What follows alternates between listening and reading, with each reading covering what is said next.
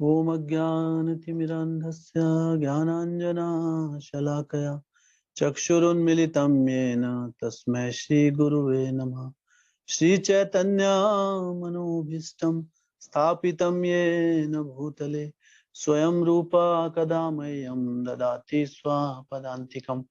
वन्देऽहं श्रीगुरो श्रीयुतापदकमलं श्रीगुरून् वैष्णवांश्च श्रीरूपं साग्रजातां सहगणा रघुनाथान्वितं तं सजीवं साद्वैतं सावधूतं परिजनसहितं कृष्ण चैतन्य देवं श्रीराधा कृष्ण पादान् सहगणा ललिता श्री विशाखान्वितं च नमो विष्णुपादाय कृष्णप्रेष्ठाय भूतले श्रीमते भक्तिवेदांत स्वामी निति नामिने नमस्ते सरस्वते देवे गौरवाणी प्रचारिणे निर्विशेष शून्यवादी पाश्चात्य देश तारिणे नमो महावदन्याय कृष्ण प्रेम प्रदायते कृष्णाय कृष्ण चैतन्य नामिने गौरतिसे नमः। हे कृष्णा करुणा सिंधु दीनबंधु जगतपते गोपेश गोपिका कांत राधा कांत नमस्तुते तप्त कांचन गौरांगी राधे वृंदावनेश्वरी विश्वभानुसुते देवी प्रणमामि हरिप्रिये। वाञ्छाकल्पतरुभ्यश्च कृपा सिन्धुभ्य एव च पतितानां पावनेभ्यो वैष्णवेभ्यो नमः। जय श्री कृष्ण चैतन्य प्रभु नित्यानंद श्री अद्वैत गदाधर शिवसदि गौर भक्तवृंद। हरे कृष्णा कृष्ण कृष्ण हरे हरे हरे राम राम राम हरे हरे। हरे कृष्णा कृष्ण कृष्ण हरे हरे हरे राम राम राम हरे हरे। हरे कृष्णा कृष्ण कृष्ण हरे हरे हरे राम राम राम हरे हरे।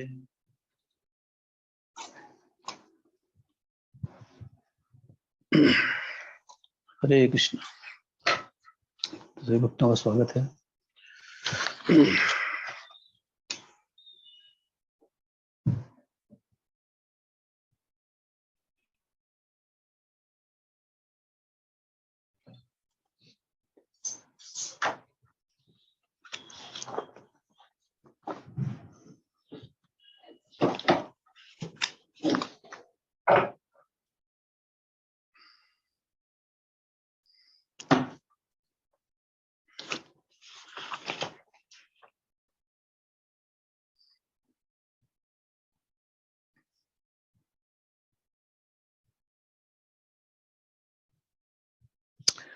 तो हमने पिछले जो कथा हुई थी गृहस्थ आश्रम पर, उसमें चर्चा की थी कि किस प्रकार गृहस्थ को जो मेहमान अतिथि उसका कैसे सत्कार करना चाहिए, किस प्रकार अतिथि के साथ व्यवहार रखना चाहिए और उसके अनुसार उससे संबंधित क्या क्या नियम है जो शास्त्रों में, वो हमने पढ़ा।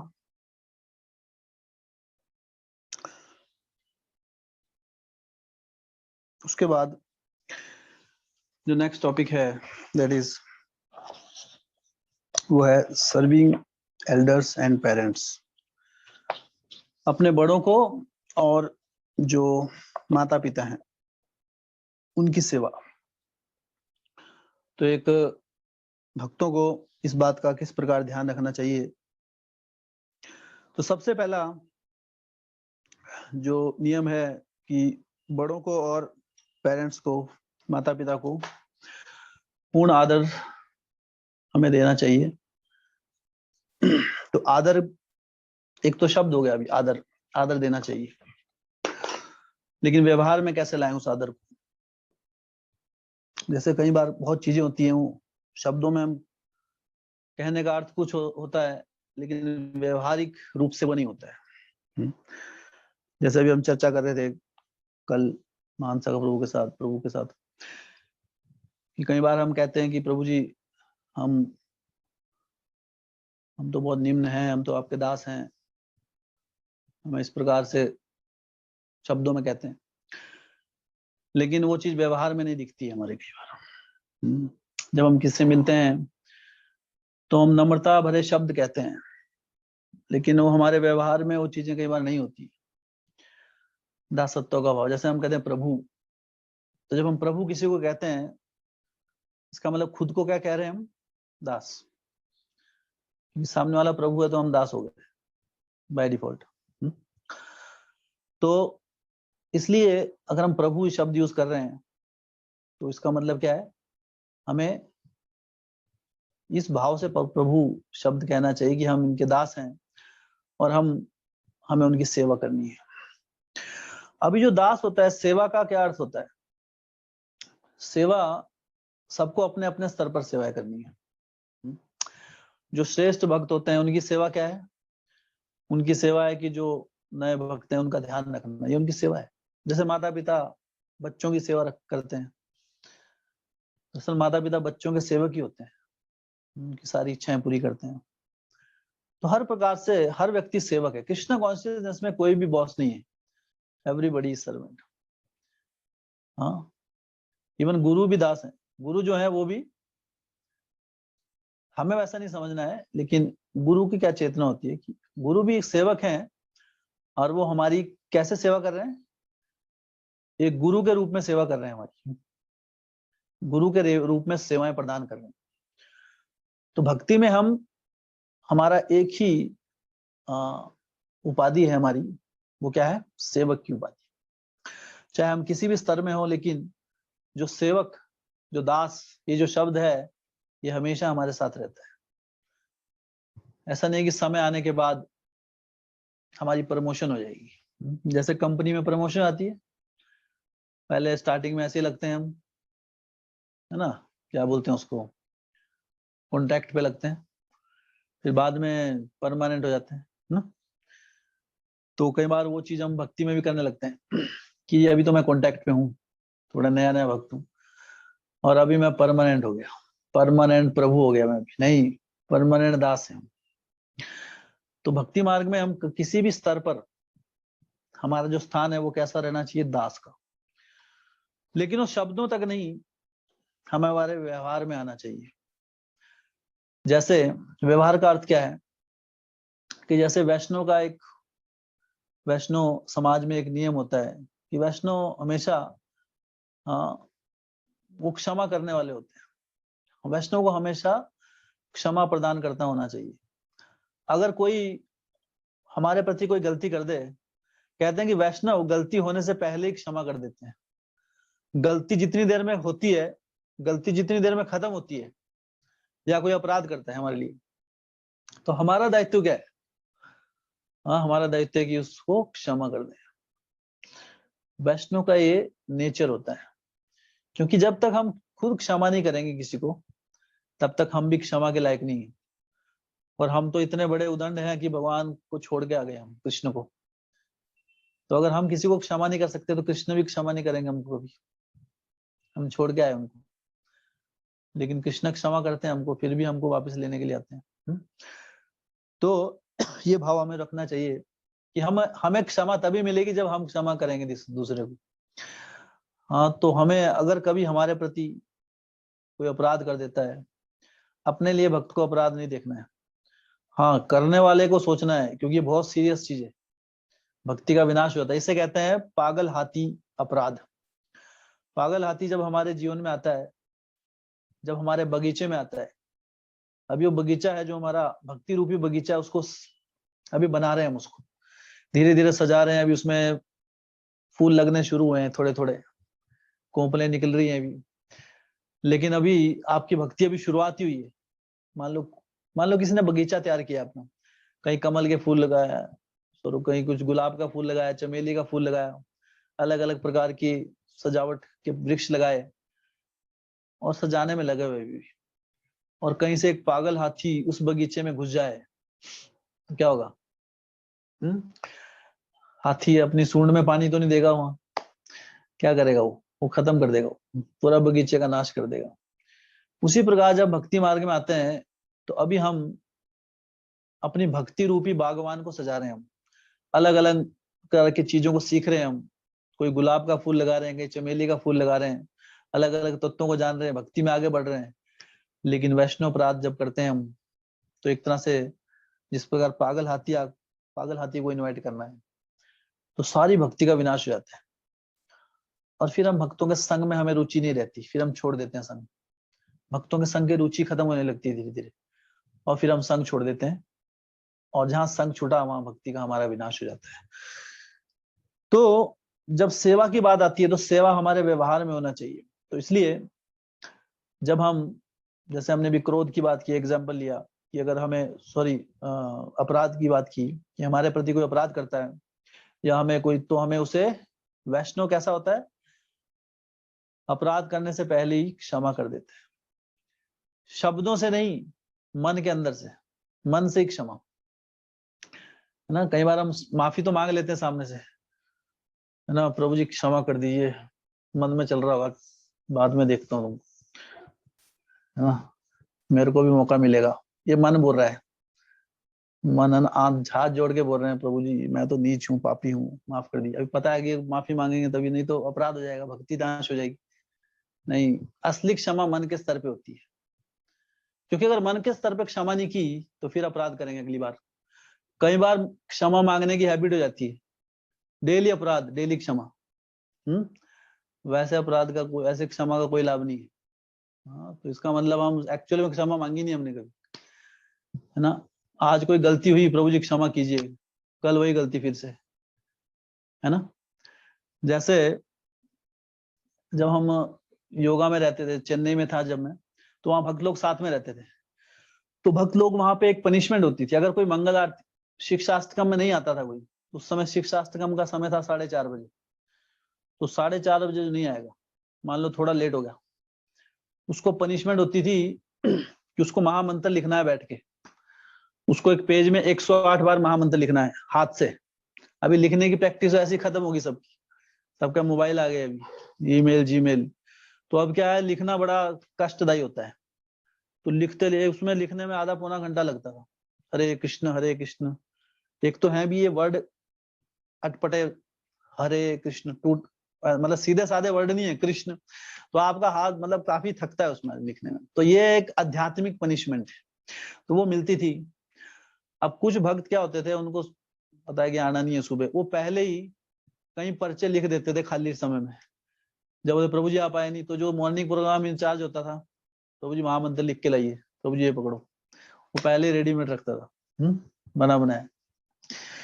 तो वो ये पर्पस भूल गए कि किस लिए रखा हुआ है। इसलिए नहीं है कि आप, है ना, लिख के जेरोक्स की कॉपियां रखो अपने पास और बाद में देते रहो। पर्पस इसलिए है ताकि हम सिंसियर हों। पनिशमेंट इसलिए नहीं दी जाती है, जैसे जेल में किसी अपराधी को डालते हैं, इसलिए नहीं डालते कि पुलिस को बड़ा आनंद आता है मारने में या उनको सजा देने में, इसलिए रखते हैं ताकि वो सुधरे, सुधार के लिए। जेल का मतलब सुधार, और फिर जो सुधर जाता है उसको घर भेज देते हैं। तो उसी प्रकार जब हम नियम, कोई भी नियम पालन करते हैं, तो व्यवहार में हमारे मन के स्तर पर उसको कोशिश करनी है, हमें मन से क्षमा कर देना है। लेकिन ये मन से क्षमा करना इतना आसान नहीं होता है। जब भक्ति में हम सुदृढ़ होंगे, अगर भक्ति हमारी ठीक नहीं है, हमारा हरिनाम हरि कथा ठीक नहीं हो रही है, तो क्षमा नहीं कर पाते हम। तो कम से कम शब्दों में कीजिए, लेकिन हमेशा फिलॉसफी पता होनी चाहिए कि हमें हृदय के स्तर पे माफ करना है, नहीं वो क्षमा नहीं कहलाती है। हृदय में मन मुटाव लेके घूम रहे हैं तो अपराध होते रहेंगे। तो जो भक्तों की हैबिट होती है कई बार अपराध करते रहेंगे, क्षमा मांगते रहेंगे, मतलब उन्होंने हृदय से कभी माफी मांगी ही नहीं। क्योंकि अगर कोई व्यक्ति हृदय से कोई चीज करता है तो उसको अप्लाई करेगा जीवन में। तो इसलिए जब सेवा की बात आती है तो वो व्यवहार में होना चाहिए।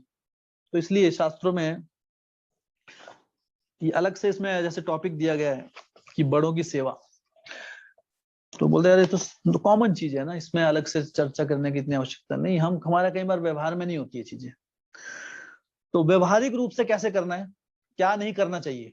पहली चीज कि बड़ों के साथ सॉफ्टली और स्वीटली बोलना चाहिए, चिल्ला के नहीं बोलना है बड़ों को, कि माता पिता को, है ना, डांट रहे हैं, है ना, या तू तड़ाक से बोल रहे हैं, है ना। तो स्वीटली सॉफ्टली हमें बोलना है, चाहे वो कितना ही बोले, वो बोल सकते हैं, लेकिन हमें अपनी तरफ से नम्र नम्र भाव से उनके साथ बोलना है, सॉफ्टली, पोलाइटली और रिस्पेक्ट के साथ, चाहे वो भक्त भी नहीं है तो भी। कई बार हम सोचते हैं अरे तो हमारे माता पिता तो है ना, ये नरक में जाएंगे, इतना समझा दिया भक्ति नहीं कर रहे। तो ऐसा ठीक है, अब उनका जो भी है, उनके और भगवान के बीच में है, उनके और कृष्ण के बीच में है। लेकिन हमारा व्यवहार ये नहीं होना चाहिए कि ये भक्त नहीं है तो इनके साथ ऐसा व्यवहार नहीं करना चाहिए हमें, है ना, जो ऐसा आपत्तिजनक हो। उनके साथ आदर का भाव हमेशा बना रहना चाहिए, रिस्पेक्टफुल व्यवहार, कभी भी जोर से नहीं देना जवाब। तो ये व्यवहार की बात है। तो कैसे रिस्पेक्ट करें? हमको चिल्ला के नहीं बोलना है, आराम से बोलना है, सॉफ्टली, चाहे वो अभक्त भी हैं, है ना। ज्यादातर केस में माता पिता अभक्त होते हैं, तो उस केस में चाहे अभक्त हैं चाहे भक्त हैं, हर केस में रिस्पेक्ट नहीं छूटनी चाहिए, हमें उनका आदर करना है। और किसी भी सूरत में किसी भी भक्त को अपने आप को श्रेष्ठ नहीं समझना है कि मैं श्रेष्ठ हूं, कि मैं भक्त हूं और ये सारे लोग तो अरे तो भक्त नहीं है, तो मैं कुछ खास हूं। तो प्रभुपाद जी कहते थे कि हम लोग भक्ति मार्ग में आए, ऑफ कोर्स ये भक्ति मार्ग जो है किसी एक विरले को ही प्राप्त होता है ना। मनुष्य नाम सहस्त्रेषु, हजारों हजारों लाखों करोड़ों लोगों के बाद कोई विरला ही व्यक्ति भक्ति मार्ग करने की में आने की कोशिश करता है। और जितने कोशिश करते हैं उसमें से एक शुद्ध भक्ति मार्ग में रास्ते पे चलता है, और जितने चलते हैं शुद्ध भक्ति मार्ग में उसमें से कोई एक शुद्ध भक्त बन पाता है। हाँ, शुद्ध भक्त बनना इतना आसान नहीं है। जो अपने भक्त नियमों में पूर्ण रूप से, हाँ, पूरी दृढ़ता के साथ जो आगे बढ़ता है उसे ही शुद्ध भक्ति प्रदान करते हैं भगवान श्री कृष्ण। तो इसलिए बहुत रेयर है। तो कोई रेयर चीज आपको मिल जाए तो नेचुरली अभिमान आ जाता है कई बार कि अरे अभी हम भक्त हो गए, अभी हम तो अलग स्पीसीज हैं, कोई भक्त की अलग स्पीसीज बन जाती है ना। अभी कई बार शास्त्रों में बड़ा गुणगान दिया है भक्तों का, है ना। क्या क्या गुणगान दिया है भक्तों का। भक्त ऐसा है कि कहते हैं कि जो गंगा मैया है, गंगा मैया बोलते हैं ना, जितने पापी है सारे पाप धोते हैं अपने उसमें, और गंगा मैली हो जाती है पाप। लेकिन गंगा मैया भी शुद्ध हो जाती है जब वैष्णव उसमें स्नान करते हैं। तो वैष्णव गंगा मैया को, जो सबको शुद्ध करने वाली गंगा मैया को भी जब उसमें वैष्णव स्नान करते हैं तो गंगा मैया शुद्ध हो जाती है, उसके उनके जितने पाप इकट्ठे हैं वो सब दूर हो जाते हैं। तो इतना गुणगान है। हाँ, शास्त्रों में भगवान कहते हैं कि मैं तो अपने वैष्णव भक्तों के अधीन हो जाता हूँ। तो कई बार ये स्टेटमेंट सुन के हमारा अभिमान आ जाता है ना, कि अरे आपको पता है मैं कौन हूँ, मैं हूँ वैष्णव, VAISHNAV। तो इसका मतलब क्या है? अगर हमारा ऐसा बोल रहे हैं हम, तो इसका मतलब वैष्णव है ही नहीं हम। क्योंकि वैष्णव शब्दों में नहीं होता, व्यवहार में होता है। तो शब्दों से नहीं हमें वैष्णव बनना है, हमें व्यवहार से बनना है। अगर हमारे हृदय में अभिमान आ जाए कि हम भक्त हो गए बहुत बड़े, तो उसी दिन भक्ति पद से गिर गए समझो। उसी दिन ये समझो कि आज पहले दिन वाले भक्त हैं हम। हाँ, अगर कोई 10 साल भक्ति करने के बाद ये सोचता है कि मैं बहुत बड़ा भक्त हो गया अभी, वो सीधा वापस 10 साल पीछे चले जाएगा। हाँ, भक्ति मार्ग का जो स्कूल है बड़ा मुश्किल है पास करना। आपने पहली कक्षा, दूसरी कक्षा, मान लो आप दूसरी, तीसरी, चौथी, 10वीं क्लास में पहुंच गए और 10वीं क्लास में लग के सोचने लग गए कि मैं बहुत बड़ा हो गया, सीधा आपको नर्सरी में बिठा देंगे जाके। अगर ऐसा रूल हो मान लो कोई स्कूल में ना, तो आगे बढ़ ही नहीं पाएगा। भक्ति स्कूल ऐसे ही है, इसलिए करोड़ों जन्म लग जाते हैं शुद्ध भक्त बनने में। ये अभिमान अड़े जाता है। अभिमान ऐसी चीज है जो कभी भी घेर लेती है हमें। इसलिए कहते हैं भक्ति मार्ग की क्या स्टेजेस है। पहले हम भक्ति मार्ग में आते हैं, सबसे पहला हमारा जो टारगेट होता है वो होता है कंसिस्टेंसी। कंसिस्टेंसी मतलब पहले तो भक्ति मार्ग में आते हैं, भक्ति मार्ग में आने के बाद पहला टारगेट क्या होता है? कंसिस्टेंट होना। कंसिस्टेंसी मतलब होता है कि नियमित रूप से जो आप पालन कर रहे हैं उसको बिना रुके अपने नियमों को पालन करना है, बिना तोड़े। जब सालों साल ऐसे नियम को बिना तोड़े, पहले तो कंसिस्टेंसी आनी बड़ी मुश्किल है। मतलब क्या बोलेंगे, नियमित Anybody? कोई किसी को पता है कंसिस्टेंसी हो क्या बोल? रेगुलर प्रभु जी। रेगुलर, हाँ रेगुलरिटी, ये भी अंग्रेजी हो गया, हिंदी में क्या है? नियमितता। नियमितता ही होगा। तो नियमित मतलब क्या है कि कुल मिला के सरल शब्दों में कि जो हमारे नियम है उनको बिना तोड़े पालन करना, इसको बोलते हैं कंसिस्टेंसी, है ना। तो पहले तो कंसिस्टेंसी मेंटेन करना होता है भक्ति मार्ग में आगे बढ़ने के लिए, कि हमारी 16 माला मेंटेन करनी है, वो कम नहीं आना उससे। तो जब वो 16 माला मेंटेन होगी, अभी अभी जब ये प्रश्न ही नहीं उठता ये भी 16 माला से कम करेंगे, इसका मतलब हम 16 माला में कंसिस्टेंसी बन गई हमारी, है ना। फिर अगर कोई हमारे को कोई बोले आपको 1 लाख रुपए देंगे, आज 15 माला कर लो, तो आप मना कर देंगे। अगर इतना निश्चय आ जाए, दृढ़ निश्चय कि आपको कोई बोल रहा है 1 करोड़ रुपए लो और आज 1 माला कम करो, आप बोलेंगे नहीं, इम्पॉसिबल ना। अगर आपको कोई ऐसा ऑप्शन दे तो क्या करेंगे आप? आपको कोई बोले आज माला मत करो, आपको हम 1 करोड़ देंगे, कितने वक्त प्रपोजल ठुकराएंगे? तो ठुकराना नहीं है, रख लेने हैं और चुपके से कर लेनी है माला, मंदिर में काम आएगा 1 करोड़, ठीक है। लेकिन क्या है कि ये दृढ़ निश्चय की बात है। निश्चय वो होना चाहिए कि हमारा ये जिंदगी है ना, ये दुनिया की है, इतना विश्वास होना चाहिए हरि नाम में कि हरि नाम से बहुमूल्य कोई चीज नहीं है, उसके लिए पैसा क्या है। तो ऐसा अगर जब दृढ़ निश्चय आ जाएगा कि मैं अपनी, अब चाहे चाहे जिंदगी चली जाए पर मैं अपना जप कम नहीं करूंगा, इसे क्या है कंसिस्टेंसी, कभी नहीं छोड़ेंगे। या फिर हमें जो प्रभुपाद जी ने नियम बनाया है, मॉर्निंग प्रोग्राम बनाया है कि अब चाहे जो मर्जी हो जाए, रेगुलर दिन प्रतिदिन, महीनों दर महीनों, सालों दर साल, अगर सुबह उठने में कोई अभी प्रॉब्लम, नॉर्मल हो गया, जीवन बन गया हमारा, है ना। अब जैसे अभी तो बोलना पड़ता है ना, 4 दिन बाद फिर से बोलना पड़ता है, एक स्पेशल क्लास देनी पड़ती है कि सुबह दिख नहीं रहे कहाँ हो, तो वो अभी कंसिस्टेंसी नहीं आई। तो कंसिस्टेंसी पहली स्टेप है। तो अभी पहली सीढ़ी नहीं हो रही हमारी पास, सोचो, कंसिस्टेंट बिना रुके जो नियम है, अभी हमारे क्या भागवतम हरिनाम, ये 2 नियम बने हुए। अब इन नियमों में जब कंसिस्टेंसी आ गई रेगुलर, अभी कोई मतलब नहीं, जो मर्जी दुनिया इधर की उधर हो जाए, ये दोनों नियम नहीं टूटेंगे। तो ये है कंसिस्टेंसी। तो बाकी ये ऑन नॉट ओनली दिस, जो भी बाकी जितने भी नियम है जब हम पालन करना, ये पहला टारगेट होता है, पहला लक्ष्य होता है, कंसिस्टेंट हो जाए। तो जितनी जल्दी कंसिस्टेंसी बन जाएगी उतनी आगे हमारी तीव्रता बढ़ेगी। तो इस चीज में कई बार हम डिले, पूरा जीवन भी लग जाता है, आदमी रेगुलर ही नहीं हो पाता, बस कभी आए कभी गए, आया राम गया राम बोल, वैसा होता है। तो जब कंसिस्टेंसी बन गई, नेक्स्ट जो चैलेंज आता है दैट इज प्राइड।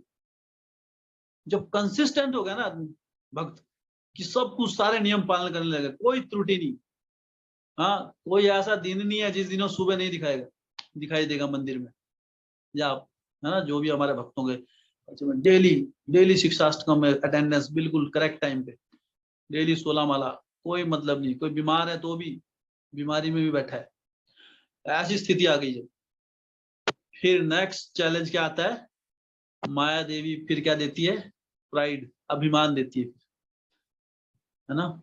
अरे आपको पता है, देखो ये अभी भी स्ट्रगल कर रहे हैं, दम नहीं है इनकी भक्ति, तुम देखो तुम एक दिन भी मिस नहीं करते हो, तो माया देवी अंदर से बोलती है, तो अभिमान आता है। तो ये बड़ा चैलेंज होता है, this is a bigger challenge. Consistency is not a big challenge, consistency बन जाती है, जो सिंसियर है वो बना लेगा बहुत जल्द। हाँ इनसिंसियर है तो जिंदगी भर नहीं बनेगी, सिंसियरिटी है तो कुछ ज्यादा समय नहीं लगता, कंसिस्टेंसी कुछ ज्यादा। आप फिलोसफी समझ गए, कृष्णा कॉन्शियसनेस की भक्ति मेरा जीवन है, कृष्णा कॉन्शियस की मूल्य समझ गए आप, कंसिस्टेंसी बनानी ज्यादा मुश्किल नहीं है। डिटर्मिनेशन, हर मनुष्य के पास डिटर्मिनेशन होती है। डिटर्मिनेशन मतलब दृढ़ निश्चय कि मुझे करना ही करना है, जो मर्जी हो जाए। हाँ मजबूरी अलग बात है, लेकिन दृढ़ निश्चय सबके पास होता है। मनुष्य एक ऐसा जीव है जिसका दृढ़ निश्चय बाय डिफॉल्ट मिलता है जिसको। एक बार प्रभुपाद जी से पूछा एक भक्त ने, प्रभुपाद जी मेरे पास डिटर्मिनेशन नहीं है तो मैं क्या करूं? प्रभुपाद ने बोला then you are animal, you are an animal, जानवर हो तुम। वो रह गया। प्रभुपाद ने बोला कि human being must have determination, animal do not have determination. जानवरों में नहीं होती ना डिटर्मिनेशन। आप आज कोई जानवर आपने कहीं से हटाया उसको, किसी खेत में से, इस खेत में नहीं जाना उसको, अगले दिन फिर वहीं घुसेगा वो, कितना हटा लो उसको फिर वहीं जाएगा। तो जानवरों में नहीं होती ये बात, लेकिन इंसान के अंदर कंसिस्टेंसी होती है। लेकिन हम आलस्य के कारण, हमारा आलस्य हावी हो जाता है हमारी डिटर्मिनेशन। तो ऐसा नहीं हमारे अंदर डिटर्मिनेशन है जो ये कहता है कि हमसे नहीं होता, इसका मतलब क्या है, we are just not trying enough. हम पूर्ण रूप से ट्राई नहीं कर रहे, because we don't understand the value. हम कृष्ण भक्ति की वैल्यू नहीं समझे। तो जब हम भक्ति की वैल्यू समझ गए तो कंसिस्टेंसी बनाना बहुत आसान है, लेकिन अभिमान पर काबू करना उससे बड़ा चैलेंज। अभिमान एक, तो पहली सीढ़ी क्या है, कंसिस्टेंसी।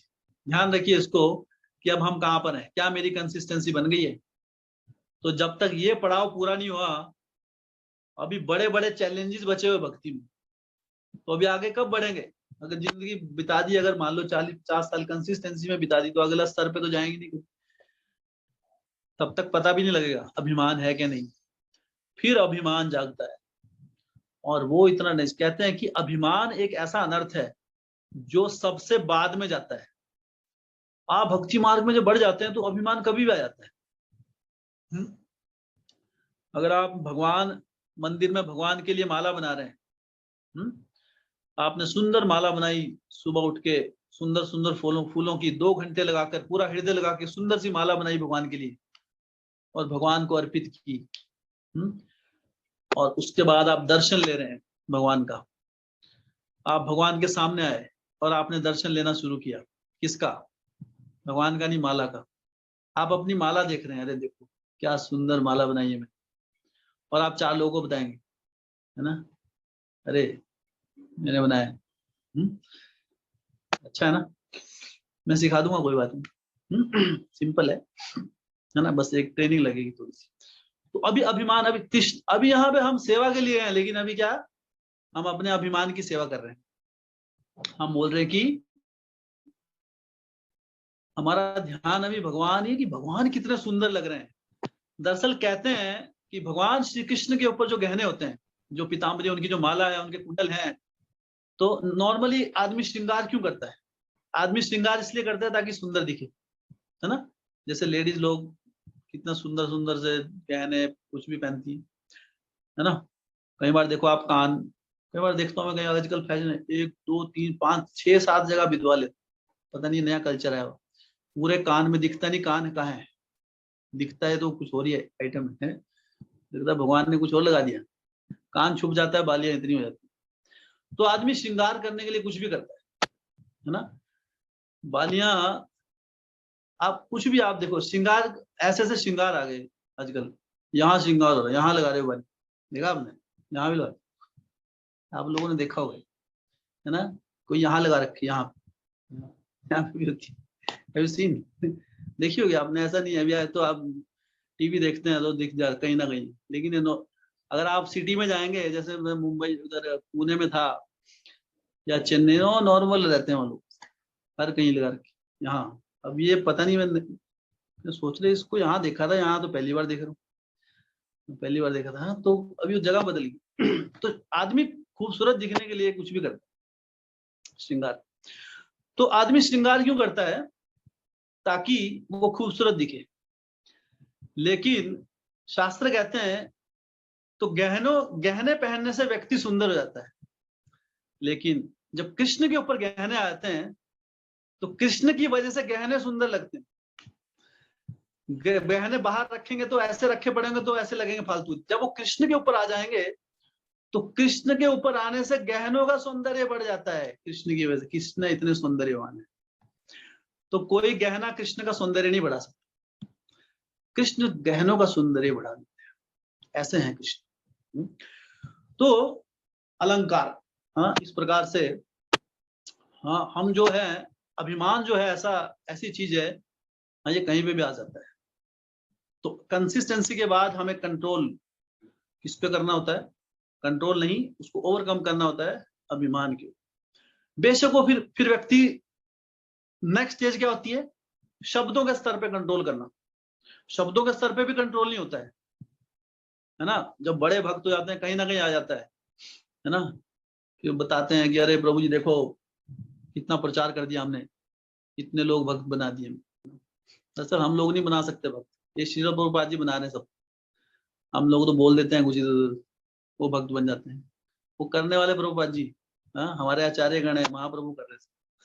लेकिन हम सोच रहे हैं अभिमान होगा, अरे मेरी वजह से भक्ति में आ गया। देखो कई बार सोचते हैं मेरी वजह से भक्ति में अगर खुद चले जाते हैं भक्ति, तो फिर सोचिए हम खुद नहीं आ रहे भक्ति में। कई बार होता है ना ऐसा, आपको जो भक्ति में लाया वही छोड़ के चला गया। ऐसे केसेस होते हैं। आपके पथ प्रदर्शक गुरु कई बार आप खुद नहीं करते, उतने सीरियस नहीं होते हैं जो आपको लाया है संघ तक।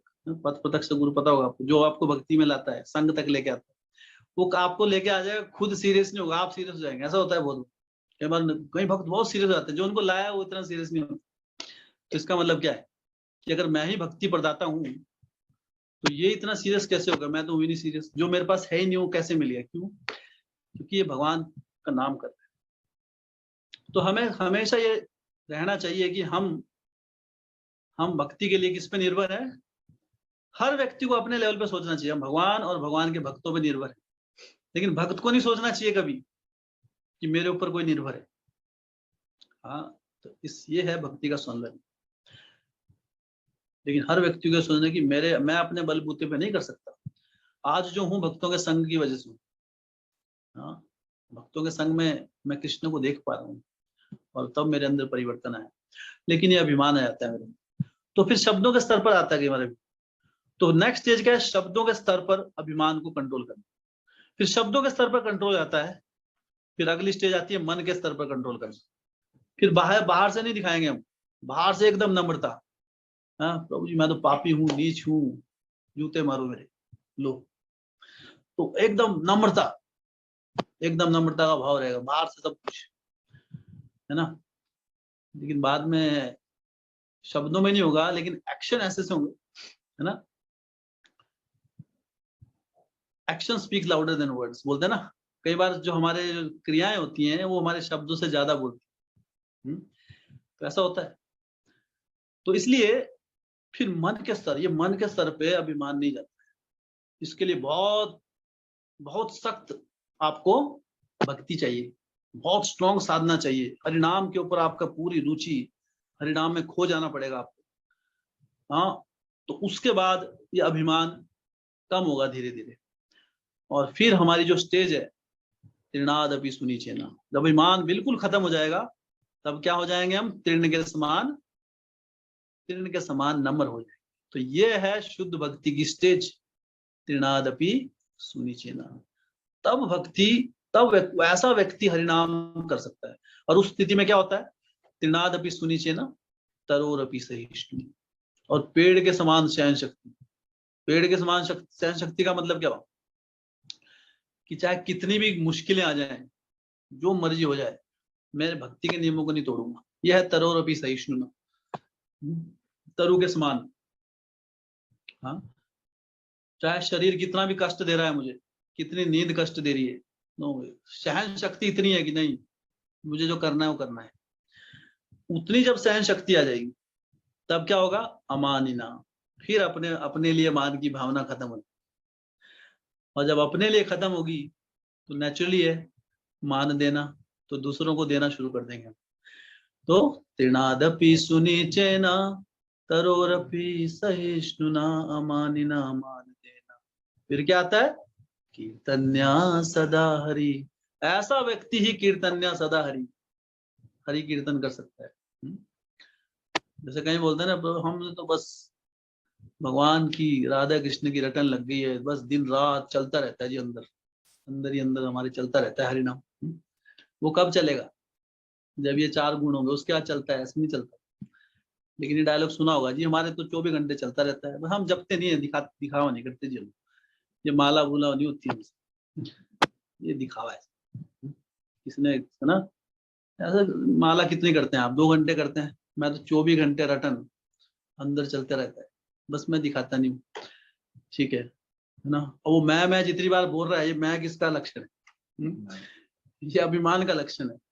हाँ, तो ये लक्षण से पता लग रहा है कि तीर्णाद अपि, नम्रता है वहां नहीं, और नम्रता नहीं है तो कीर्तन्य सदा हरि पॉसिबल नहीं। तो लक्षणों से हमें समझ में आता है कौन क्या है, ना कि शब्दों से। तो फिर ये है हाईएस्ट स्टेज। तो अपना आप आकलन करते रहिए। सबसे पहले कंसिस्टेंसी बनाइए। जो नियम है एक बार जो बता दिए गए हैं, दूसरी बार बताने की आवश्यकता जब ना पड़ेगी। फिर नेक्स्ट चैलेंजेस आते रहेंगे भक्ति में। अनर्थ निवृत्ति, निष्ठा, रुचि, आसक्ति, भाव, फिर लास्ट में प्रेम। प्रेम बहुत दूर है, कृष्ण प्रेम। लेकिन हमको क्या चाहिए, पहले प्रेम, फिर हमको भाव में आना है वापिस, फिर वहां से आसक्ति, फिर उल्टा चलते हैं हम। अनर्थ निवृत्ति लास्ट में करते हैं हम, अनर्थ लास्ट में, पहले प्रेम चाहिए। जैसे एक संस्था है, वो क्या बोलते हैं कि पहले हम आपको भगवान दिखाएंगे, तो उसका भक्ति शुरू करो। एक्चुअल में ये एक मिशन है, नाहन में भी है उसका एक संस्था। वो बोलते हैं कि पहले आप आओ, हम आपको भगवान दिखाएंगे, जो मर्जी आओ, कोई कोई योग्यता नहीं चाहिए, आप आओ हम आपको दिखाएंगे निराकार। तो वो क्या करते हैं, ऐसे करते हैं। वो बोलते हैं ऐसे, देखो देखो बीच में देखो ध्यान से, और कुछ मंत्रों का उच्चारण करते, दिख रहा है कुछ? बोल जी नहीं दिख रहा है। दिखे कैसे, निराकार है ना। निराकार कैसे दिखे, निराकार दिखता है कोई? तो यही भगवान है। इस पर मेडिटेशन करो। Hear the, try to hear the sound of the silence. ये फिलॉसफी होती है। Can you hear the sound of the silence? ये फिलॉसफी मतलब क्या हुआ इसका, कि आप साइलेंस, साइलेंस मतलब जो चुपचाप है, चुपचाप की ध्वनि सुनो। ये फिलॉसफी होनी। चुपचाप जो है उसकी ध्वनि कैसे सुनेगा? तो उल्टी पुल्टी फिलॉसफी है ना। तो वैसे दर्शन कराते हैं, और कुछ उनकी बातों से, उन मंत्र मंत्र वो भ्रमित कर देते हैं लोगों को। तो ऐसे दिखाते हैं कि ये निराकार है, इसके बीच में देखो। नेचुरली ये निराकार का तो कोई आकार नहीं, कहीं भी देख लो आप, है ना। तो अलग अलग प्रकार की, है ना, फिलॉसफियां इस जगत में विदित होती है। एनीवे, हमको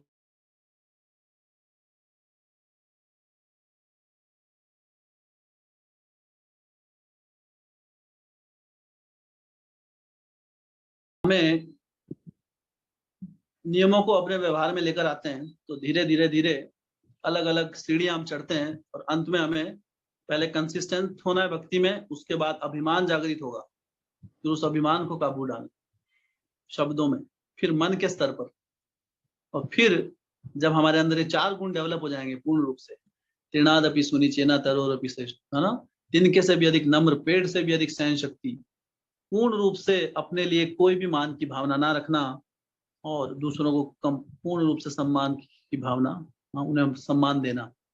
वैसी परिस्थिति में हम हरिनाम 24 घंटे कर सकते हैं, और तब हमें भगवान का शुद्ध कृष्ण प्रेम मिलता है। तो हमें अपना आकलन करते रहना चाहिए, हम अभी कहाँ पर पहुंचे। आकलन नहीं करेंगे तो दिन बीतते रहेंगे। इसलिए कई बार कहते हैं कि हम माला क्यों करते हैं, है ना। माला तो बाउंड हो गया अभी 16 माला, क्योंकि इससे काउंट रहता है। अगर आप माला नहीं रखेंगे तो किसी दिन 16 होगी, है ना, और किसी दिन आप 0, 16, 0, कभी 1, कभी 2, कभी 20, तो आगे पीछे। तो इसलिए नियम बनाना आवश्यक है, हर चीज का अपना काम। इसलिए अपना भक्त को काउंट रखना बहुत आवश्यक है, कि मैं कहाँ पर हूँ अभी। क्योंकि जब मुझे पता होगा मैं कहाँ पर हूँ, तभी तो उससे ऊपर उठूंगा। अब यही पता नहीं मैं कहाँ हूँ, है ना, तो उठने का तो सवाल ही नहीं है। पहले तो पता होना चाहिए हम कहाँ पर। तो इसलिए व्यवहारिक रूप में भक्ति के नियमों को लाना बहुत ही आवश्यक है। और हमें जितने भी हमारा जो मन है, हमारी बुद्धि है, हमारे अहंकार है, हमारे अलग अलग काम क्रोध, हमारी जो वासनाएं हैं, वो हमें तंग करती रहती है। हाँ, तो इस प्रकार हमारे बलबूते से कई बार हम भक्ति में स्ट्रगल करता है भक्त, लेकिन उसके पुरानी आदतें छूटती नहीं है। तो पुरानी आदतें नहीं छूटती, स्ट्रगल करता रहता है, लेकिन वो अपने स्तर पर स्ट्रगल करता है, कृष्ण का नाम का आश्रय नहीं लेता है। तो इसलिए हमें ध्यान रखना चाहिए कि अपने दम पे हम कभी भी भक्ति मार्ग में आगे नहीं बढ़ पाएंगे। हमें कृष्ण नाम की स्ट्रेंथ चाहिए। चाहे हमारी इच्छा है भी कि हम भक्ति में आगे बढ़े, फिर भी हम नहीं पालन कर पाएंगे अगर हरि नाम का आश्रय नहीं लेंगे। यत्तो हपि कौन्तेय पुरुषस्य विपश्चिता इंद्रियाणि प्रमाथीनि हरन्ति प्रसभम मन। गीता में भगवान कह रहे हैं कि यत तो हैप्पी कौन्तेया, कि अगर कोई यतन कर रहा है अपनी इंद्रियों को वश में करने के लिए, नियमों का पालन करने के लिए, यत तो हैप्पी कौन्तेया पुरुषस्य विपश्चिता। विपश्चिता किसको कहते हैं? जिसको सही और गलत की पहचान है, उसको कहते हैं विपश्चिता। तो अगर कोई व्यक्ति सही और गलत जिसको पहचान है, उसको पता है कि भक्ति करना सही चीज है, मन में तो पता लग गया उसको, ऐसा अगर कोई व्यक्ति है, फिर क्या होगा? अगर कोई इतना इंटेलिजेंट है जिसको पूरा विश्वास है कि भक्ति मार्ग करेक्ट मार्ग है, उसके बाद भी इंद्रियाणी प्रमाथिनी, इंद्रियां जो हैं वो इतनी डेंजरस होती हैं, एजिटेटिंग करने वाली, उत्तेजित करने वाली होती हैं। हरंती प्रसभम मना, हर लेती हैं जबरदस्ती मन को। प्रसभम मतलब फोर्सफुल, जबरदस्ती। जबरदस्ती वो मन को इंद्रिय भोग में लगा देंगी, चाहे उसको पता भी है गलत है। ये है हमारा नेचर। फिर भगवान बताते हैं अगले श्लोक में कि करना क्या है। तानि सर्वाणि संयम्य, इसलिए क्या करो? सारी की सारी इंद्रियों को वश में करो। युक्त आसित मत परा, उसको मेरी सेवा में लगाओ। जब तक आप मेरी मत परा, तानि सर्वाणि इंद्रियाणी युक्त आसित मत परा, उसे मेरी शरण में लगाओ, मेरी भक्ति में लगाओ। जब मेरी भक्ति में लगोगे तब स्ट्रेंथ मिलेगी। यसे ही वशे ही यसे इंद्रियाणी तस्य प्रज्ञा प्रतिष्ठिता, और फिर वो प्रतिष्ठित हो जाएगा भक्ति में। तो इसलिए हमें इंद्रियों को वश में करने की कोशिश करनी है, लेकिन साथ साथ भगवान के चरण भी पकड़ने। भगवान के चरण पकड़े बिना कोई भी अपनी इंद्रियों को वश में नहीं कर सकता, असंभव है।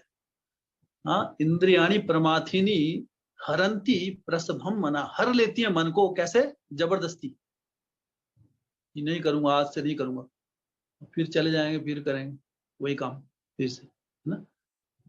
फिर अगले दिन फिर बोलेंगे आज बिल्कुल, है ना, बस फिर कर लेंगे, लेकिन जो करना है वो नहीं कर रहे। क्या करना है? मत परा, भगवान श्री कृष्ण का शरणागत होना है। कैसे होना है? हरे कृष्णा कृष्ण कृष्ण हरे हरे, हरे राम राम राम हरे। इस हरि नाम का आश्रय लेकर, हरि नाम का शरणागत।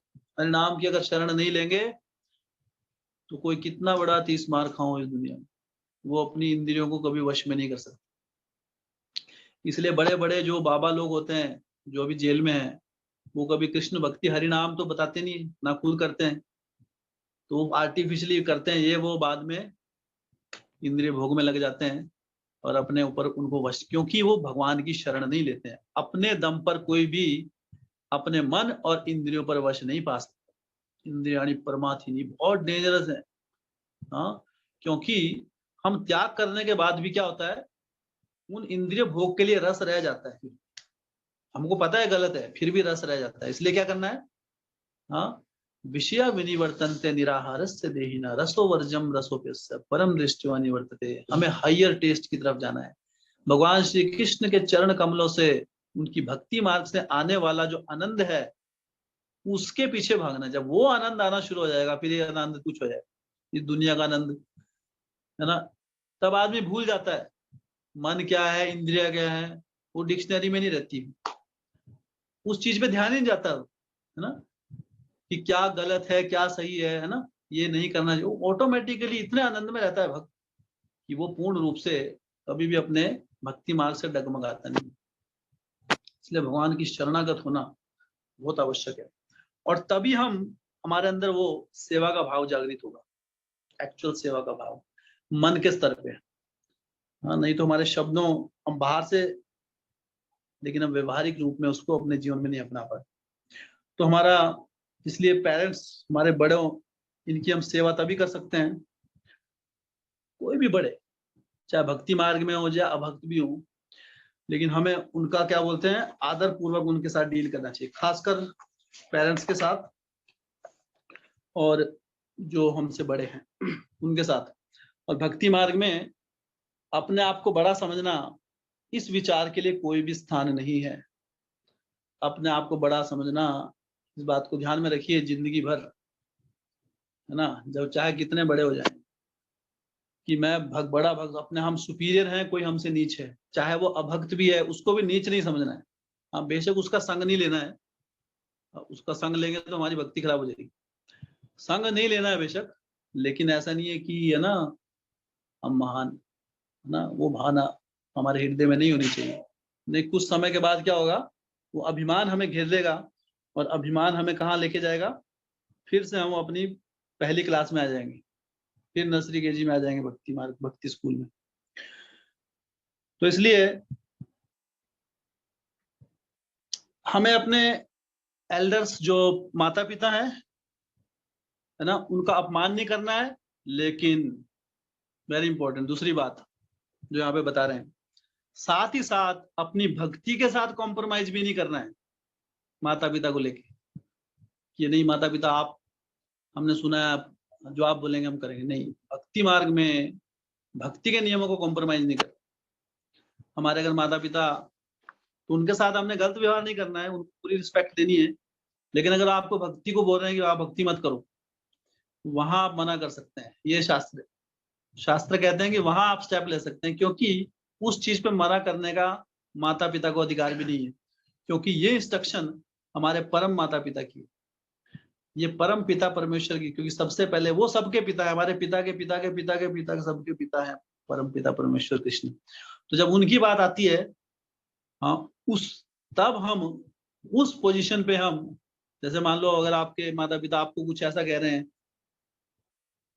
कि आप कुछ नियम तोड़ना पड़े, कि बेटा मेरे लिए मीट लेके आओ, है ना, तो आप मना कर सकते हो साफ। इसका मतलब ये नहीं आप उनका निरादर कर रहे हैं, इसे अनादर नहीं कहते हैं। अनादर का अर्थ ये नहीं है कि आप गलत चीज को अपनाने में, हमें शास्त्रों से समझना है सब कुछ। कई बार लोग आदमी नम्रता आदर का मतलब अलग ही समझ जाते है ना, कि मातृ देवो भव पितृ देवो भव, पिताजी कौन सा ब्रांड चाहिए, है ना, आप हमारा जीवन है, आपकी हर बात मानेंगे। नहीं, वो पिताजी की सेवा नहीं है, खुद भी नरक में जाएंगे, उनको भी नरक में लेके जा रहे। हाँ, श्रीमद् भागवतम में प्रहलाद महाराज जी का उदाहरण आता है।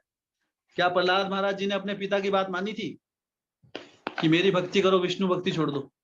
अगर प्रहलाद महाराज जी ऐसा करते, अपने पिताजी की मान लेते बात, उनके पिताजी ने कहा कृष्ण भक्ति नहीं करनी है, मैं ही भगवान हूं, मेरी पूजा करो, अपनी मूर्ति भी बना दी थी उन्होंने, हिरण्यकश्यप ने। हाँ, तो प्रहलाद महाराज ने कहा कि जो चीज असंभव है वो मैं कैसे मान लूं पिताजी। हे राक्षस श्रेष्ठ, ऐसा बोलते हैं उनको, भागवतम बताती है कि हे राक्षस श्रेष्ठ, उनको पिताजी नहीं बोलते, हो बोलते हैं हे राक्षस श्रेष्ठ, राक्षसों में सबसे श्रेष्ठ। हाँ, कि जो जितनी जो शक्तियां आपके, जहां से आपको शक्तियां मिल रही है वही मेरे शक्ति के स्रोत हैं। हाँ, जो जितने भी हम गुण देखते हैं पूरे दिन में, एकमात्र जो स्रोत है वो हरि है, और उनको भूलना मेरे लिए असंभव है। तो फिर पिता ने बोला असंभव है तो ठीक है, तू मेरा पुत्र ही नहीं है। यह है भौतिक रिश्ता। लेकिन ये स्टोरी किस में आई है? श्रीमद् भागवतम में। श्रीमद् भागवतम अमलम पुराण हाईएस्ट लिटरेचर है। तो यहाँ पर अगर प्रहलाद महाराज ने अपने पिता की बात मान के उनका अनादर किया होता, तो क्या ये कथा भागवतम में आती? तो ये कभी भागवतम में नहीं आती। तो ये भक्ति मार्ग के लिए, हाँ, अपनी भक्ति को सैक्रिफाइस भी नहीं करना है, इसको आदर नहीं कहते हैं। प्रहलाद महाराज ने क्या किया देखिए, अपने पिताजी की नहीं मानी, लेकिन बाद में क्या हुआ, जब जब नरसिंह देव भगवान आए, तो भगवान नरसिंह देव से क्या मांगा उन्होंने कि मेरे मेरे मुझे अपने लिए कुछ नहीं चाहिए, मेरे पिताजी को भगवत धाम दे दीजिए।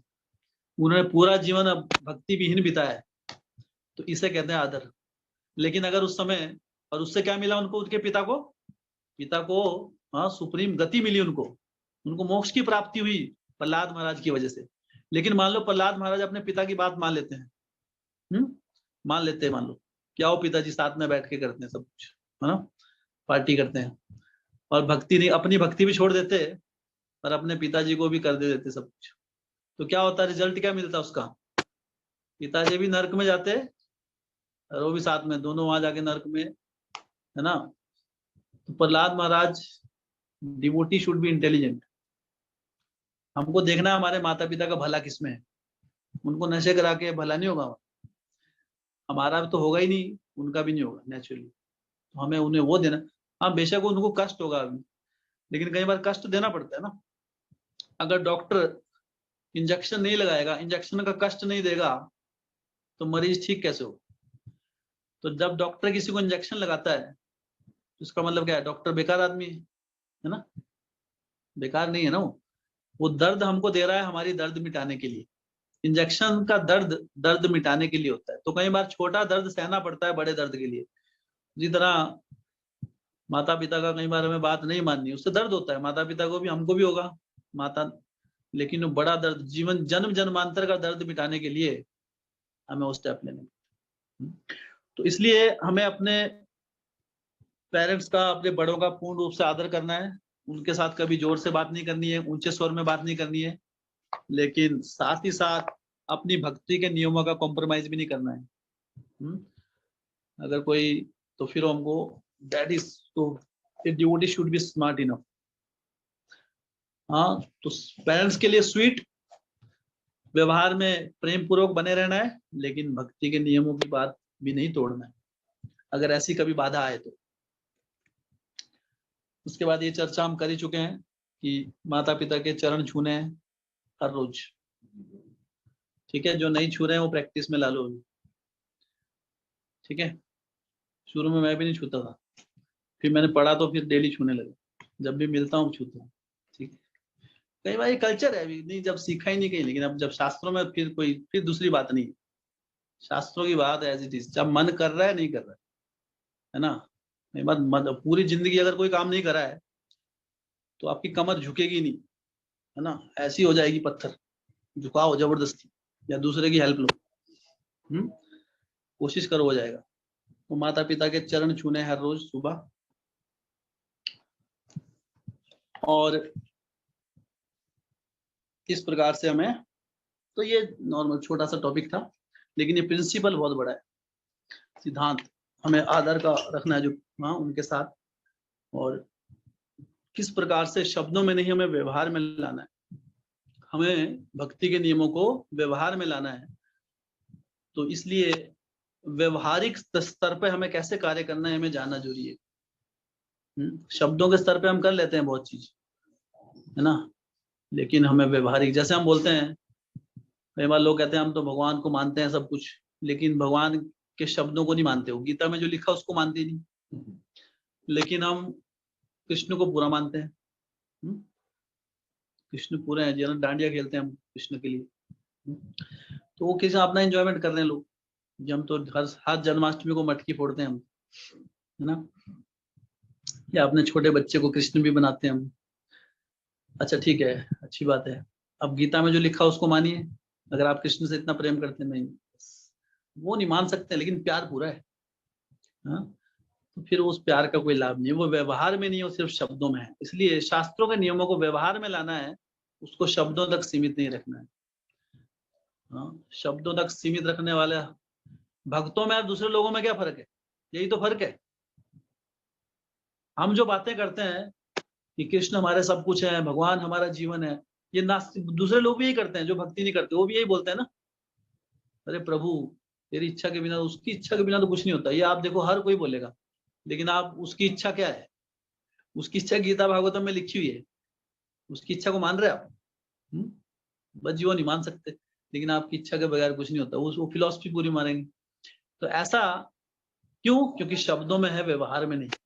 इसे कहते हैं कृत्रिम या फिर अस्वाभाविक रूप से किया अपनाया गया ज्ञान। ये स्वाभाविक नहीं है। आत्मा के लिए भक्ति करना स्वाभाविक है। हाँ, इसलिए मतलब हाँ वी चीट, पूरी जिंदगी एक व्यक्ति अपने आप को धोखा देता रहता है ना, बोलते कुछ है लेकिन उसको व्यवहार में नहीं लाते। तो अगर हम बोल रहे हैं भगवान है, भगवान महान है, उनकी मर्जी के बिना पत्ता नहीं हिलता है, वो हमारा जीवन है ना। कई बार वो बोलते हैं कि ये जो सर है किसी के सामने नहीं झुकता, बस ठाकुर जी आपके सामने झुकता है ना। ऐसा डायलॉग भी मारते हैं लोग। वो ये इस डायलॉग में भी अभिमान है उनका अपना, वो अपनी बड़ी बड़ाई दिखा रहे हैं। ये सर, उनका स्टाइल देखिए आप बोलने, तो कोई बोलता है ना ये सर किसी के लिए नहीं झुका, कृष्ण तेरे दर पे झुका है आज, है ना, इसलिए इसलिए मेरी नौकरी लगा दे अब सरकार। वो पीछे अंदर कुछ और चल रहा है। तो व्यवहार और शब्द दोनों में अंतर होता है। व्यक्ति उससे भी अपना अभिमान दिखा रहा है ना। अजी हमने तो देखो, है ना, ठाकुर जी की पालकी को उठा के लेके आए, देखो कंधे में निशान पड़ गए हमारे, है ना। जैसे वो बोलते हैं ना कि जब ये महाराष्ट्र में गणपति का त्योहार होता है बहुत बड़ा, गणपति विसर्जन करते हैं वहां पे, गणपति बाप्पा मोरया। तो बोलते हैं कि गणपति बाप्पा मोरया, तुमसे नहीं, तुमसे बढ़कर कौन, कि तुमसे बढ़कर और कोई नहीं है, और तुम्हारे भक्तों में हमसे बढ़कर कौन। नेक्स्ट डायलॉग क्या होता है उनका, कि कृष्ण तुमसे बढ़कर तो कोई है ही नहीं इस दुनिया में, और तुम सबसे बड़े हो, और मैं तुम्हारे भक्तों में मुझसे बढ़कर भी कोई नहीं है।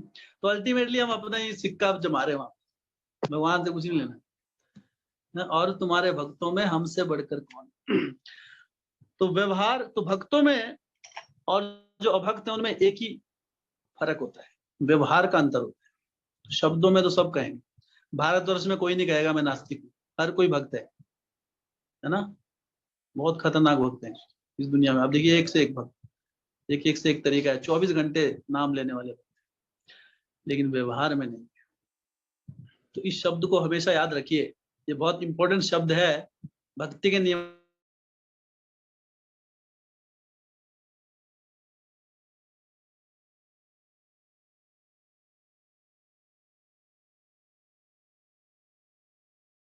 जी हरि बोल। प्रभु जी, मेरा प्रश्न है कि जैसे मान लो कि जैसे किसी भक्त की मतलब कि कोई भक्त है श्री कृष्ण का ना, और उनकी जो आचार्य परंपरा है वो अलग है प्रभुपाद जी से। एक बार तो फिर से बोलेंगे आप प्रभु जी, ऑफ कर दीजिए। हाँ फिर से बोलेंगे। हाँ, प्रभु जी, बोलिए। कोई श्री कृष्ण के भक्त हैं, मतलब उनकी जो आचार्य परंपरा है वो हमारे से अलग है, हाँ।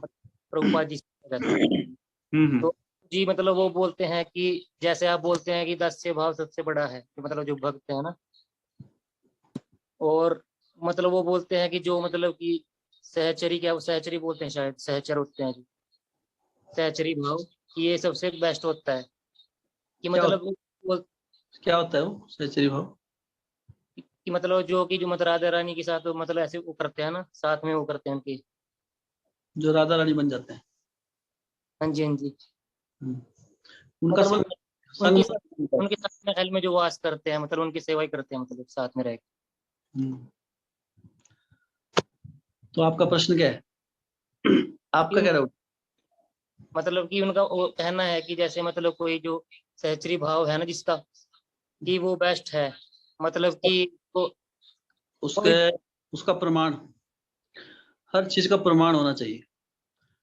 अभी मैं बोल दूं कि महान सखा प्रभु के अंदर कृष्ण आ गए हैं, तो अगली जन्माष्टमी में मंदिर में उनको बिठा के उनकी पूजा करेंगे हम, ठीक है? तो हाँ मेरे जी, आप मान लेंगे? आप बोलेंगे अरे प्रमाण क्या है? जब मैं बोल दूं हैप्पी राणा प्रभु शुद्ध भक्त हो गए हैं, हाँ उनके जी, चरणों को धोकर पानी पीजिए सभी।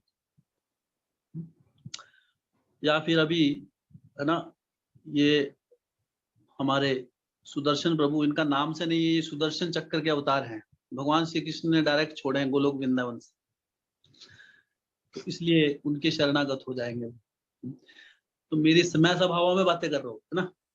आप क्या पूछेंगे? समझदार आदमी क्या बोलेगा ऐसे ऐसे ऐसे क्वेश्चंस का? क्या बोलेगा? अगर मैं ऐसे कुछ भी बोलता हूँ, कुछ भी हाँक रहा हूँ इधर, तो आप क्या बोलेंगे? आप बोलेंगे मैंने, अगर मैं बोलूं मैंने कल कृष्ण को देखा, कृष्ण ने बोला कि सारे अपनी अपनी नौकरी छोड़ दो, जामली मंदिर में आके बैठ जाओ सब, तो आप लोग क्या बोलेंगे? या मैं कुछ भी बोलता रहूं, एक समझदार आदमी को क्या पूछना चाहिए? प्रमाण क्या है उसका? प्रमाण बहुत आवश्यक है। जो ये चीजें बोल रहे हैं, शास्त्रों में कहीं भी प्रमाण नहीं है इस चीज का।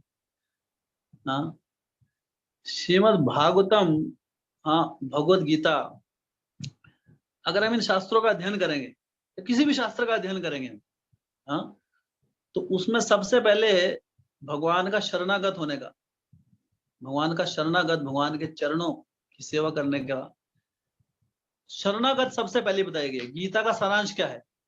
सर्वधर्मान परित्यज्य, ये सारे धर्म जो तुमने बना रखे हैं, राधा भाव, ये सब छोड़, माम एकम शरणम व्रजा, मेरी शरण में आओ। अच्छा, फिर मेरी शरण में आओ तो शरण मेरी कैसे होती है? तो जहां गीता खत्म होती है वहां भागवत शुरू होती है। फिर शरणागति कैसे ली जाती है, ये भागवतों में बताया गया। गीता बताती है कि कृष्ण सर्वोच्च है और कृष्ण का शरणागत होना जीवन का एकमात्र लक्ष्य। अब कृष्ण का शरणागत होना कैसे है? तो गीता जहां खत्म वहां से भागवत शुरू। तो भागवतम में शुरुआत में बताया गया है कैसे शरणागत होना है। भगवान की जो भक्ति है उसके नियम बताए गए। श्रवणम भक्ति के लक्षण है, हर कुछ भक्ति नहीं होती है। भक्ति के लक्षण प्रमाणिक रूप से शास्त्रों में दिए गए, और सबसे जो सर्वोच्च प्रमाणिक जो शास्त्र है वह है श्रीमद् भागवतम, जो सारे शास्त्रों का सारांश है, जो व्यास देव जी का अंतिम लेख है। उसमें व्यास देव जी बताते हैं भक्ति के लक्षण होते हैं। भक्ति होती क्या है वो बताया। श्रवणम कीर्तनम विष्णु, श्रवण करना है इसके बारे में, विष्णु के बारे में। कीर्तन करना है किसके बारे में? विष्णु। स्मरण इसका करना है, विष्णु। स्मरणम पाद सेवनम, उनके चरणों की सेवा करनी। श्रवणम कीर्तनम विष्णु, स्मरणम पाद सेवनम, अर्चनम, उनकी अर्चना करनी है, पूजा। वंदनम, प्रार्थना करनी है, वंदना। अर्चनम वंदनम दास्यम, उनका दास बनना है, दास्य भाव। साक्ष्यम आत्मनिवेदन, अपना सब कुछ निछावर कर देना है। हाँ, इति पुंसार पिता विष्णु, जब कोई व्यक्ति, पुंसा मतलब व्यक्ति, इति इन चीजों को, इति पुंसा अर्पिता अर्पित करता है, विष्णु किसको? अर्पित को, विष्णु को अर्पित करता है जब ये 9 चीजें। भक्तिश्च नव लक्षण, इसको भक्ति का लक्षण कहते हैं। ये है भक्ति के लक्षण। हाँ, ये बताया शास्त्रों में हमारे। जो वो बोल रहे हैं उनसे पूछना इसका प्रमाण क्या है, शास्त्रिक प्रमाण। तो उनको बोलना है कि ठीक है आप बोल रहे हैं ये भाव है ना, है ना। तो बोले कि मेरे ख्याल से तो कुछ और है। हाँ, मेरे ख्याल से है कि अब आप सब कुछ छोड़ छाड़ के सन्यासी बन जाइए, घर में बैठो। तो बोले हम क्यों माने आपकी? तो आप बोलना हम भी क्यों माने आपकी। प्रभु जी तो मैंने कहा था उनको कि दास्य भाव सबसे बेस्ट है, पर प्रभु जी ऐसे बोलते हैं कि हम किसी की वो नहीं करते, इससे अपराध हो जाता है। और वो ऐसे बोलते हैं कि जैसे कोई भी मतलब भक्त है ना, अगर मतलब उससे अलग, जैसे मान लो कि कोई दास्य भाव है किसी का, तो जैसे वो भक्ति मांगता है भगवान से, और जो मतलब कि जैसे सहचरी बोल रहे हैं वो मतलब कि वो राधा रानी की वो करते हैं, सेवा करते हैं, वैसे बोलते हैं हमें ऐसे लोगों का संग नहीं लेना है। सिंपल भाषा में, आप अगर ऐसे लोगों का संग लेंगे आपका भक्ति का नाश हो जाएगा। और इन चीजों पे ये भक्ति रस, राधा रानी का भाव क्या समझेंगे? उनके अभी अपने इंद्रिय वश नहीं हो रही, राधा रानी को क्या समझेंगे? उनका दिनचर्या देखिए कभी आप, क्या होगी उनकी दिनचर्या। राधा रानी को समझना कृष्ण के लिए भी संभव नहीं था, इसलिए चैतन्य महाप्रभु के रूप में आए। समझते आप कि राधा रानी का भाव क्या है? वो भाव नहीं है, महाभाव है। सारा का सारा जो भक्ति है एकमात्र।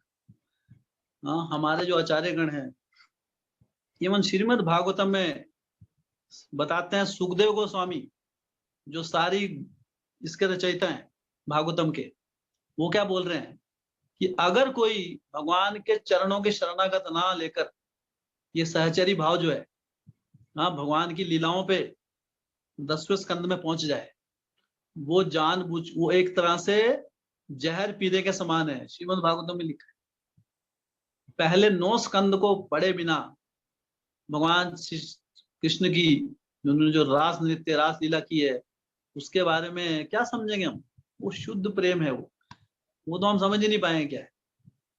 हाँ, तो ये कथाकार जो भगवान के बारे में हमें कहां से पता लगा? प्रश्न उठता है, भगवान के बारे में हमें कैसे पता लगा? कृष्ण के बारे में कहां से पता लगा? शास्त्रों से। भोलेनाथ के बारे में कहां से पता लगा? शास्त्रों से। भोलेनाथ के गले में सांप है ना, बिच्छू क्यों नहीं है? बना सकते हैं भोलेनाथ साथ में बिच्छू? नहीं बना सकते ना। क्यों? देखा है कहीं? क्योंकि शास्त्रों में लिखा हुआ है भोलेनाथ ऐसे हैं, उनके चांद चंद्रमा है, उनके गले में सांप है। शास्त्रों में जो वर्णन है उसके अनुसार प्रतिमा बनाई गई। ऐसा नहीं किसी ने अपने मन से बना दिया कुछ। भगवान श्री कृष्ण वेणुम पूर्णंतम अरविंद दलायताक्षाम, उनके सर पे मोर का पंख है, वेणु उनके हाथों में बांसुरी है, त्रिभंग उनकी फॉर्म है। शास्त्रों के अनुसार ब्रह्म संहिता में लिखा है, उस हिसाब से भगवान श्री कृष्ण की प्रतिमा बनाई गई। जो भी नियम पालन करते हैं हम शास्त्रों के अनुसार करते हैं, इसलिए प्रमाणिक रूप से हमें करना है सब कुछ। हाँ, और जो अप्रमाणिक, तो इसलिए कभी भी चर्चा जब होती है, इसलिए कहते हैं कि कभी भी हम चर्चा करते हैं, इस स्टेटमेंट को ध्यान रखिए, चर्चा का विषय ये नहीं होना चाहिए कि कौन सही है, चर्चा का विषय होना चाहिए कि क्या सही है। ऐसी चर्चा में भाग लेना है, अन्यथा चर्चा में भाग नहीं लेना। फिर दोहराता हूं मैं, चर्चा का विषय ये होना चाहिए कि क्या सही है, चर्चा का विषय ये नहीं होना चाहिए कि कौन सही है। अगर ये चर्चा का विषय है तो उस चर्चा में भाग लेना है, अगर ये चर्चा का विषय नहीं कि कौन सही है, तब तो सबके अपने अपने आइडियाज है लाइफ में। हाँ, बोलेगा मेरा आइडिया सही, मेरा आइडिया सही, वहां हमें भक्त को समय व्यर्थ नहीं करना है। और अगर ऐसे लोग आपको मिलते ही हैं, उनसे एक ही बात पूछनी है, प्रमाण क्या है। हर चीज हमारी शास्त्रों से आई है ना। जैसे मैंने आपको उदाहरण दिया भगवान भोलेनाथ की प्रति, अपने आप तो नहीं बनाई किसी ने, तो जो आप बोल रहे हैं उसका प्रमाण क्या है, ये सर्वोच्च है। फिर आप बताना कि जो मैं बोल रहा हूँ उसका प्रमाण भागवतम है। हाँ, कि भक्ति के क्या लक्षण होते हैं, ये भक्ति के लक्षण है विष्णु को जब हम अर्पित करते हैं। इसमें कहाँ सहचरी भाव। अरे भागवतम बोल रही है, तो बोल रहे हैं हम तो भागवतम को मानते ही नहीं।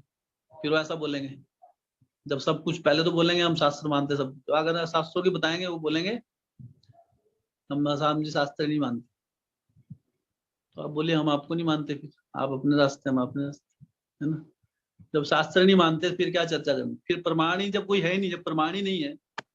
जैसे मैं आपको उस दिन उदाहरण दे रहा था कि कोई बोले 2 और 2 7 होते हैं जी, यही सर्वश्रेष्ठ ज्ञान है, 2 और 2 7 यही सर्वश्रेष्ठ ज्ञान है। तो आप बोलेंगे अरे प्रभु जी 2 2 4 होते हैं, हमने किताब में पढ़ा है मैथमेटिक्स की। तो बोले नहीं, ये निम्न भाव है, ये 2 और 2 7 ये सहचरी भाव है, जो कि उच्च उच्च भाव है। तो अगर कोई ऐसा बोले आपको, तो आप क्या बोलेंगे, प्रमाण क्या है, कौन सी किताब में लिखा है 2 + 2 7, पूछेंगे ना उससे, कहाँ लिखा है बताओ तो पहले। तो वो दिखा नहीं पाएगा, फिर वो बोलेगा अरे किताब ही गलत है। तो ऐसे आदमी के साथ चर्चा करके लाभ है कुछ नहीं। फिर आप बोल रहे 2 और 2 4 होते, पर आपका प्रमाण भी, आप किताब खोलेंगे मैथमेटिक्स में दिखाएंगे 2 दूनी 4 3 दूनी 6, प्रमाण दे दिया आपने। तो प्रमाणिक रूप से चर्चा करने का लाभ है। अप्रमाणिक रूप जो लोग होते हैं, ये अभिमान के वश, है ना, वो चाहते हैं कि हम कुछ भी ना करें और हमको सब कुछ मिल जाए, इन्हें साहजिया बोलते हैं। हाँ, और इनकी जो गति है नॉर्मल कर्म कांड में लोग उनसे भी ज्यादा निम्न जाती है, क्योंकि ये भगवान का उपयोग करते हैं अपनी इंद्रिय भोग के लिए। ये अपनी भोग वृत्ति के लिए भगवान का साथ लेते, उनको भोग वृत्ति करनी है अपने स्टाइल से। आपने सुना होगा एक डीएसपी था, उसमें भी ये सहचरी भाव आ गया था। वो साड़ी पहन के, वो मैं राधा रानी बन गई, वो साड़ी पहन के जाता था ऑफिस, है ना। सुना होगा आपने, बहुत पहले आई थी एक स्टोरी, कहीं का बहुत बड़ा पुलिस डीएसपी था वो। उसके अंदर ये भाव क्यों आता है फालतू, क्योंकि जब तक हम शरणागत नहीं होते हैं तो आदमी सोच इमेजिन करना शुरू कर देता है कुछ ना कुछ मनगढ़ंत। भक्ति मार्ग मनगढ़ंत लोगों के नहीं लिए नहीं है। दुनिया का हर व्यक्ति मनगढ़ंत भक्ति कर रहा है अपने स्टाइल से, जी ऐसा होता है, जी ऐसा होता है, जी मेरे दादा ने कहा। अरे नहीं, भागवतम क्या कह रही है, गीता क्या कह रही है, वो मायने रखता। गीता भागवतम हमारे, ये हमारी नींव है। आपसे कोई भी कुछ पूछता है तो आपने उसको शास्त्रोचित उसका प्रमाण पूछना है, बस एक ही आंसर है इसका, वो नहीं दे पाएंगे। और जो आप बोल रहे हैं आपके पास प्रमाण है ना, और आपने प्रमाण दे भी दिया तो आप ये लिखित रूप में लीजिए, तब भी वो भक्ति नहीं करने वाले। तो ऐसे लोगों का कोई फायदा नहीं है। अगर आपने उनको समझा भी दिया फिर भी नहीं करेंगे, है ना, क्योंकि फिर उनका वो लगेगा ना, उनको बोले हम तो दब गए। उनके अंदर वो थोड़ा नम्रता है, उनको भक्ति करनी है, उनको दिखाना है कि हम ज्यादा जानते हैं। तो दैट इज देयर। तो ऐसे लोगों के साथ पहली बात, जो इस प्रकार राधा कृष्ण इस प्रकार की जो चर्चा कर रहे हैं, पहली बात, एक भक्त को चर्चा में घुसना ही नहीं है, या सुनना भी अपराध है। गलत चीज करना भी अपराध होता है, सुनना भी अपराध है। अगर आप भगवान और भक्तों के प्रति अपराध सुनेंगे भी, वो भी गलत है, उससे भी अशुद्धिकरण हो जाएगा हमारा। हाँ, चैतन्य महाप्रभु उदाहरण देते हैं इसका, है ना। चैतन्य महाप्रभु को अगर कोई बोलता था कि आप भगवान है, वो तो सही में भगवान थे, लेकिन उदाहरण पेश करते थे, तो वो कान बंद करके विष्णु विष्णु विष्णु गंगा में छलांग मार देते थे शुद्धि करने के लिए, कि मैंने गलत सुन लिया किसी से। हाँ, तो गलत सुनना है हमारा अशुद्धिकरण हो जाता है। तो ऐसे लोगों के साथ दूर रखना है। सिंपली बोलिए, जिस दिन प्रमाण होगा उस दिन मेरे पास आइए, मेरा टाइम वेस्ट मत कीजिए, प्रमाण लेके आइए, फिर बात करेंगे। नहीं, 2 और 2 7 बोलने दीजिए उनको, आप तो क्या जाते बोलने दीजिए। ऐसे बहुत लोग हैं ना, कोई 2 और 2 7 बोलेगा, 2 और 2 10 बोलेगा। आपको तो पता है ना 2 और 2 4 होते हाँ जी तो प्रभु जी। ओके। ठीक है प्रभु जी, हरे कृष्णा। ओके, हरि बोल। तो बहुत बहुत धन्यवाद सभी भक्तों का। श्रील प्रभुपाद की जय। हरे कृष्णा। बहुत बहुत धन्यवाद प्रभु जी, शास्त्रोचित प्रमाणिक ज्ञान प्रदान करने के लिए, और हमें इसी तरह से ज्ञान प्रदान करते रहें। सभी भक्तों से प्रार्थना है, प्रभु जी का हम धन्यवाद करेंगे कि विनम्रता पूर्वक हमें इतना ज्ञान प्रदान कर रहे हैं। 3 बार हरि बोल बोलकर। हरि बोल, हरि बोल, हरि बोल, हरि बोल। हरि बोल। जय अनंत कोटि वैष्णव वृंद की जय जय। बहुत बहुत धन्यवाद सभी भक्तों का आज की कथा आस्वादन करने के लिए। Thank you so much.